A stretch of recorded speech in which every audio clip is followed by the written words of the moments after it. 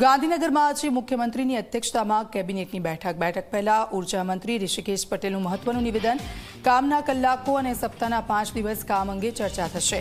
પરામર્શ સમિતિમાં ચર્ચાયેલા મુદ્દા પર કેબિનેટમાં ચર્ચાઓ થશે। હાલની ઇંધણની સ્થિતિની પણ બેઠકમાં ચર્ચા થશે।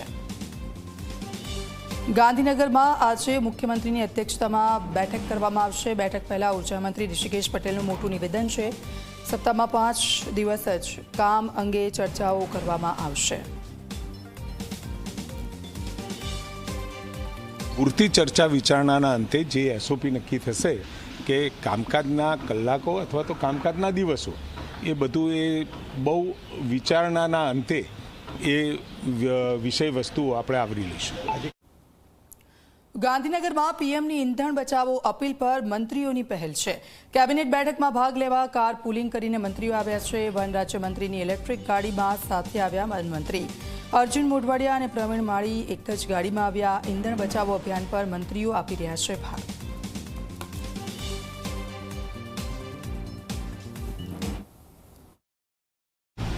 माननीय मुख्यमंत्री श्री भूपेन्द्र भाई पटेल की सूचना थी अनेक करकसरा पगला लेवाई रहा है।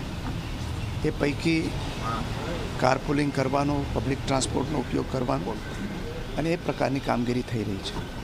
त्यारे आजे हमारा प्रवीण भाई माळीए जे एवी कार लीधी है, एक एवी कारनी अंदर कारपूलिंग करीने अमे आव्या छीए।